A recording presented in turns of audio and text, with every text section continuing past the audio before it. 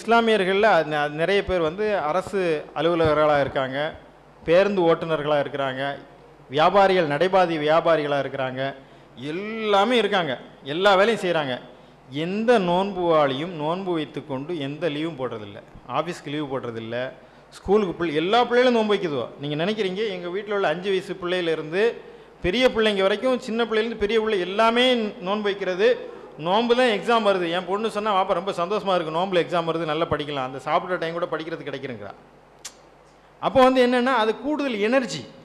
இன்னும் நாங்கள் வந்து என்னென்னா நோன்பு என்பது பசித்திருப்பதல்ல, விழித்திருப்பது, தனித்திருப்பது, இறைவனுடனான நெருக்கத்தை ஏற்படுத்து. பட்டினி கிடப்பது அல்ல நோன்பு.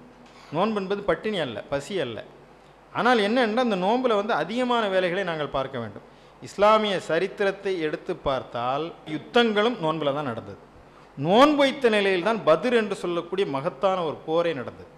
நபித்தோழர்கள் பட்டினியுடன் நோன்புடன் தான் அந்த யுத்த களத்தை சந்தித்தார்கள். இன்றைக்கு பலஸ்தீனத்திலே நம்முடைய பிள்ளைகள் எல்லாம் அங்கே நோன்பு வைத்த நிலையில் தான் அந்த யுத்தத்தை எதிர்கொண்டிருக்கின்றார்கள். ஒவ்வொரு ரமலான் பொழுதிலும் அந்த யுத்தத்திற்கு முகம் கொடுக்காமல் அந்த சியோனிச கூட்டம் பின்வாங்கி கொண்டிருக்கிறது. அதனால் மிகப்பெரிய காத்திரமான பங்களிப்பை நோன்பு வைத்து கொண்ட நிலையில் தான் இருக்கிறாங்க.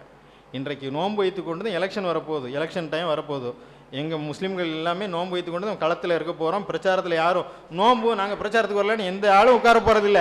இந்த களத்தை நாங்கள் விடமாட்டோம் என்ற வகுப்புவாதத்தை இந்த மண்ணிலே காலூன்று விடக்கூடாது என்பதற்காக நாங்கள் களமாடுவோம்.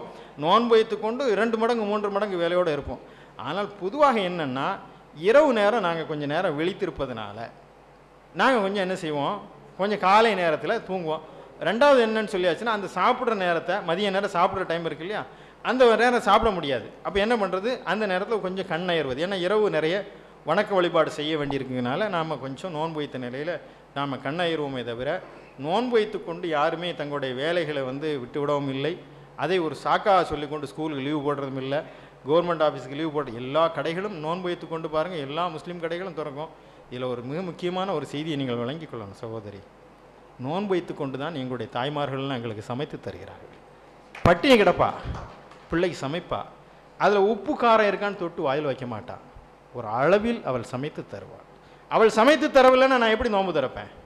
எல்லா முஸ்லீம் ஹோட்டல்களும் இயங்கிட்டு இருக்கும். எங்கள் ஹோட்டலில் ரொட்டி அடிக்கக்கூடிய அந்த சகோதரன் தான் பட்டினியாக இருந்து வரக்கூடியவனுக்கு உணவு சாப்பாடு